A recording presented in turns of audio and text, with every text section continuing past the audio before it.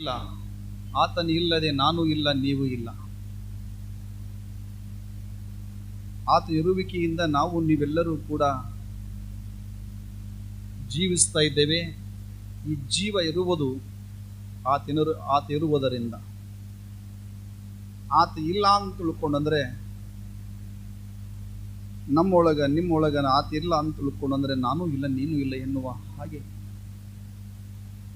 ಆತನ ಒಂದು ಸ್ಮರಣೆ, ಆತನ ಒಂದು ಧ್ಯಾನ, ಆತನ ಒಂದು ನೆನವು ಮಾತ್ರ ಹಗಲೆರಳು ಇರಬೇಕು. ಅದು ನಾಲಿಗೆಯ ಮೇಲೆ ಇರಬೇಕು, ಮನದಲ್ಲಿ ಇರಬೇಕು, ಹೃದಯದೊಳಗಿರಬೇಕು. ಯಾರ್ಯಾರು ಹೇಗೇಗೋ ಸ್ಮರಣೆಯನ್ನು ಮಾಡುತ್ತೀರೋ ಹಾಗಾಗಿ ನಿಮಗೆ ಫಲವನ್ನು ಕೊಟ್ಟೇ ಕೊಡ್ತಾನೆ. ಹೆಂಗೆ ಕೊಡ್ತಾನಂದ್ರೆ ಕೆಲವೊಬ್ಬರು ರೊಟ್ಟಿಯನ್ನು ಮಾಡ್ಬೇಕಾದ್ರೆ ಬಹಳಷ್ಟು ಒಂದು 10 ಮನೆ 20 ಮನೆಗೆ ಕೇಳಂಗೆ, ಓಣಿ ತುಂಬ ಕೇಳಂಗೆ ರೊಟ್ಟಿ ಮಾಡ್ತಾರೆ. ಅವಾಗೆಲ್ಲ ಏನು ಮಾಡ್ತಿದ್ರು, ರೊಟ್ಟಿ ಬಡದ್ರಂತ ತಿಳ್ಕೊಂಡು ಬೆಳಗಿನ ಜಾವ 4 ಗಂಟೆಗೆ ಎದ್ದಾರಂತ ರೊಟ್ಟಿ ಸಪ್ಪಳ ಕೇಳೋದಂತೆ ಎಲ್ಲರಿಗೆ.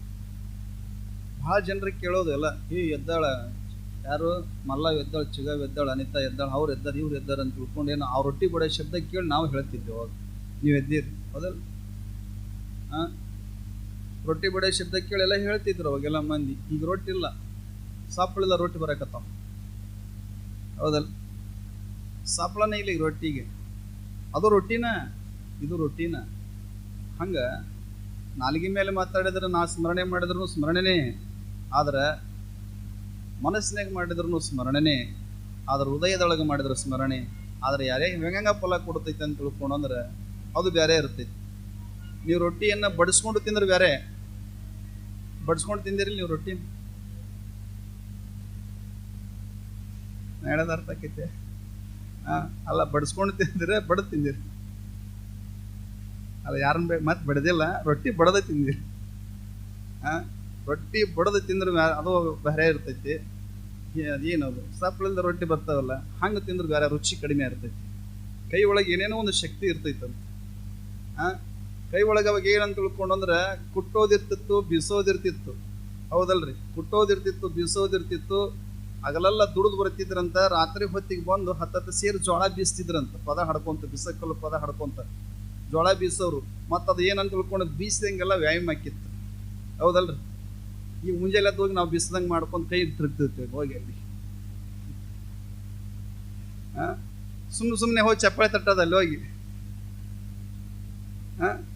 ಸುಮ್ಮನೆ ಚಪ್ಪಾಳೆ ತಟ್ಟೋದು. ನಾವಿಲ್ಲಿ ಕತ್ತಿ ಹೇಳಿದ್ರು ಸುಮ್ಮನೆ ಕುಂತಿರ್ತವೆ, ಸತ್ ಹೆಣ ಕೂತಾಗ ಅಲ್ಲಿ ಸುಮ್ಮನೆ ನಗ್ತಿರ್ತವೆ ಹೋಗಿ. ಅಲ್ಲಿ ಹೋಗಿ ಸುಮ್ಮನೆ ನಗೋದು, ಅಲ್ಲಿ ಹೋಗಿ ಸುಮ್ಮನೆ ಚಪ್ಪಾಳೆ ತಟ್ಟೋದು. ಇಲ್ಲೆಲ್ಲ ಚಲೋ ಕತ್ತಿ ಹೇಳಿದ್ರೆ ಸುಮ್ಮನೆ ಕುಂದ್ರೋದು ಗಪ್ಪನ. ಚಪ್ಪಾಳೆ ತಟ್ಟಂಗೆ, ಚಪ್ಪಾಳೆ ತಟ್ಟೋದ್ರಿಂದ BP ಶುಗರ್ ಕಡಿಮೆ ಆಗ್ತೈತಿ, ಹಾರ್ಟ್ ಅಟ್ಯಾಕ್ ಆಗಂಗಿಲ್ಲ ಹೌದಲ್ಲ? ಅವಾಗೆಲ್ಲ ಇದ್ದು ಹಿಂದಿನ ಕಾಲದಾಗ ಹೌದಲ್ಲ? ಹಿಂದಿನ ಕಾಲದಾಗ ಇದ್ದು ಭಾಳ ಚಲೋ ಇದು ಮಾಡೋರು ಅವತ್ತಿನ ದಿನಮಾನದಲ್ಲಿ. ಹಂಗ ನಾವು ನೀವೆಲ್ಲರ ತಿಳ್ಕೋಬೇಕು, ರೊಟ್ಟಿ ಬಡದ ತಿಂದ್ರನ ರೊಟ್ಟಿನ, ಆದ್ರೆ ಅದಕ್ಕೇನಂತೀರಿ ನೀವು? ಲತ್ತಗುಣಿ ಅಂತೀರ? ತೀಡೋದು ಏನಂತೀರಿ ನೀವು? ಬೆಲ್ಲುಣಿಗಿ. ನಮ್ಮ ಕಡೆ ಲಟ್ಟುಣಿಗಿ ಅಂತಾರೆ. ಗಂಡ ಮಾತು ಕೇಳಾರ್ದಾಗ ಲಟ್ಟುಣಿಗಿ ತಗೊಂಡು ಹೊಡಿತಾರೆ. ಲಟ್ಟುಣಿಗಿ ಅಂತಾರೆ ನಮ್ಮ ಕಡೆ, ನಿಮ್ಮ ಕಡೆ ಬೆಲ್ಲುಣಿಗಿ ಅಂತಾರೆ. ಅದ್ರ ರುಚಿನೇ ಬೇರೆ ಇರ್ತೈತಿ, ಅದ್ರ ರುಚಿನೇ ಬೇರೆ. ಮತ್ತು ಹಂಚಿನೊಳಗೆ 2 ರೀತಿ ಹಂಚು ಅದಾವ್ರಿ. ಒಂದು ದಪ್ಪನ ಹಂಚು ಇರ್ತದೆ, ಒಂದು ತಳ್ಳನ ಹಂಚು ಇರ್ತೈತಿ. ನೀವೆಲ್ಲ ದಪ್ಪ ರೊಟ್ಟಿ ಬಡದು ಹಾಕಿದಾಗ ಅವು ರೊಟ್ಟಿ ಉಬ್ಬಿದಂಗೆ ಏನಂತ ತಿಳ್ಕೊಂಡ್ರೆ ಅವು ಹೆಂಗೆ ರೊಟ್ಟಿ ಉಬ್ಬುತ್ತಾವ, ಅವ್ನು ತಿಂದವ್ರು ಹೊಟ್ಟೆ ಉಬ್ತಾವಂತಾರೆ. ತಿಂದವ್ರು ಹೊಟ್ಟೆ ಉಬ್ತಾವಂತವು. ಅದಕ್ಕೆ ಹಿಂದಿನ ಕಾಲ ಭಾಳ ಚಂದ ರೊಟ್ಟಿ ಬಡಿದ್ರು. ಈಗ ರೊಟ್ಟಿ ಬಡಿಯೋದಾಗ ಗೊತ್ತಿಲ್ಲ, ಮಿಷನ್ ಬಂದೈತೆ ಚಲೋ ಹೋಗ್ಬಿಡ್ತೈತಿ ಈಗ ಮಂದಿ.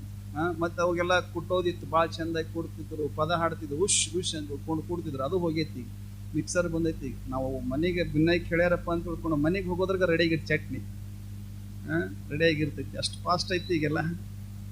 ಮಿಕ್ಸರ್ ಬಂತು, ಕುಟ್ಟೋದು ಹೋತು, ಬಿಸೋದು ಹೋತು, ರೊಟ್ಟಿ ಬಡಿಯೋದು ಹೋತು, ಮತ್ತು ಬಟ್ಟೆ ತೊಳೆಯೋದನ್ನು ಹೋಗೈತ್ರಿ ಈಗೆಲ್ಲ. ಅವಾಗೆಲ್ಲ ಎತ್ತು ಬಟ್ಟೆ ತೊಳೆಯೋದೆಲ್ಲ ತೊಳೆದಲ್ಲ, ಅವಯವಗಳು ಚೆನ್ನಾಗಿರ್ತಿದ್ವು. ಈಗೇನಿಲ್ಲ. ಅದೇನಂತೀರ? ವಾಷಿಂಗ್ ಮೆಷಿನ್ ಇಲ್ಲ? ವಾಷಿಂಗ್ ಮೆಷಿನ್ ಬಂತು. ಎಲ್ಲ ಹಳವಾರು ರೈತರು ನಿಮ್ಗೆ ಕೊಟ್ಟಾರೆಲ್ಲ ನೋಡಿ, ಎಷ್ಟು ಪುಣ್ಯ ನಿಮ್ಗೆ. ಈಗ ಏನಂತ ತಿಳ್ಕೊಳೋದ, ತಾಟ್ನಾಗ ಒಂದು ಮಿಷನ್ ಬರೋದೈತಿ, ಹಿಂಗ ಅಡಿಗೆ ಮಾಡಿ ಇಟ್ಟಿದ್ದು ಬಂದು ಭಯ ಕೊಡೋದಟ. ಅದು ಒಂದು ಬಂತಂತ ತಿಳ್ಕೊಂಡ್ರೆ ಭಾಳ ಪುಣ್ಯವಂತರು ನೀವೆಲ್ಲ, ಭಾಳ ಪುಣ್ಯವಂತರು. ಹಂಗಾಗಿ ಭಗವಂತ ಏನೆಲ್ಲ ಕೊಟ್ಟಿದ್ದಾನೆ ನಮಗೆ, ನಮ್ಮ ಸಲುವಾಗಿ ಕೊಟ್ಟಿದ್ದಾನೆ. ಹಾಗಾಗಿ ಆತನ ಇರುವಿಕೆ ಬಹಳ ದೊಡ್ಡದೈತಿ, ಆತನ ಸ್ಮರಣೆ ಬಹಳ ದೊಡ್ಡದದ. ಹಾಗಾಗಿ ಶ್ರೀಗಿರಿಯ ಮಲ್ಲಿಕಾರ್ಜುನನ ಅಡಿದಾವರಗಳಲ್ಲಿ ಅನಂತ ಭಕ್ತಿ ಪ್ರಣಾಮಗಳನ್ನು ಸಮರ್ಪಣೆಯನ್ನು ಮಾಡಿ, ಪಾವನ ಮೂರ್ತಿ ಮಣ್ಣಿನ ಕಣಕಣಗಳಲ್ಲಿ ಕೂಡ ತಪಸ್ಸಿನ ಶಕ್ತಿಯನ್ನು ಬಿಟ್ಟು ಹೋಗಿರುವಂಥ ವಿಜಯಪುರದ ನಗರದಲ್ಲಿ ನಾವೆಲ್ಲರೂ ಕೂಡ ಆತನ ಸ್ಮರಣೆ ಇಲ್ಲದೆ ನಾವು ಮಲಗಲ್ಲ, ಆತನ ಸ್ಮರಣೆ ಇಲ್ಲದೆ ಏಳುವುದಿಲ್ಲ.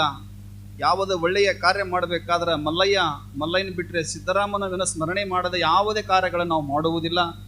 ಅಂಥ ಅವಿರತವಾಗಿ ಸ್ಮರಣೆ ಮಾಡತಕ್ಕಂಥ ಶಿವಯೋಗಿ ಸಿದ್ದರಾಮೇಶ್ವರರ ಅಡಿದಾವರಗಳಲ್ಲಿ ಅನಂತ ಭಕ್ತಿ ಪ್ರಣಾಮ ಸಮರ್ಪಣೆಯನ್ನು ಮಾಡಿ, ಉಭಯ ಗುರುಗಳಾಗಿರ್ತಕ್ಕಂಥವರು ಪಂಚಾಕ್ಷರ ಗುರು ಪುಟ್ಟರಾಜರ ಪರಮ ಪವಿತ್ರವಾದ ಕರ್ತೃಗದ್ದಿಗೆಯಲ್ಲಿ ಅನಂತ ಭಕ್ತಿ ಪ್ರಣಾಮ ಸಮರ್ಪಣೆಯನ್ನು ಮಾಡಿ, ವೇದಿಕೆ ಮೇಲೆ ಆಸೀನರಾಗಿರುವ ಶಾಂತಾನಂದ ಗವಾಯಿಗಳಲ್ಲಿ ಗಜಾನನ ಹುಗಾರವಲ್ಲಿ ಕೂಡ ಶರಣಾರ್ಥವನ್ನು ತಿಳಿಸಿ, ಇವತ್ತಿನ ಪರಮ ಪವಿತ್ರವಾಗಿರುವಂಥ ಈ ಬಸವ ಭವನದಲ್ಲಿ ಆಗಮಿಸಿರುವ ವಿಜಯಪುರದ ನಗರದ ದೂರದಿಂದ ಬಂದಾರ.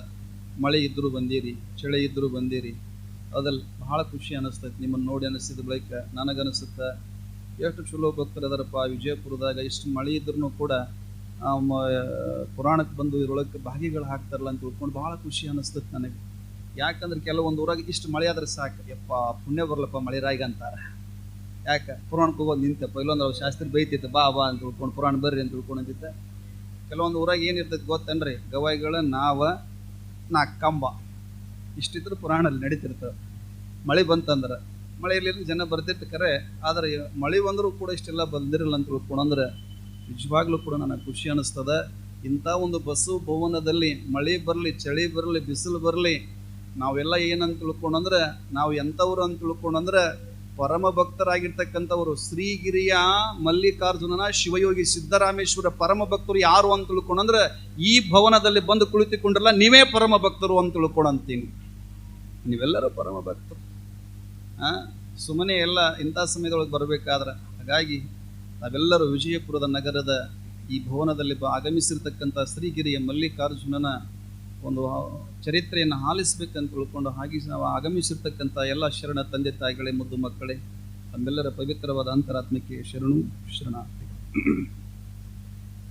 ನಾವೆಲ್ಲರೂ ಭಕ್ತಿಯಿಂದ ಪ್ರಾರ್ಥನೆಯನ್ನು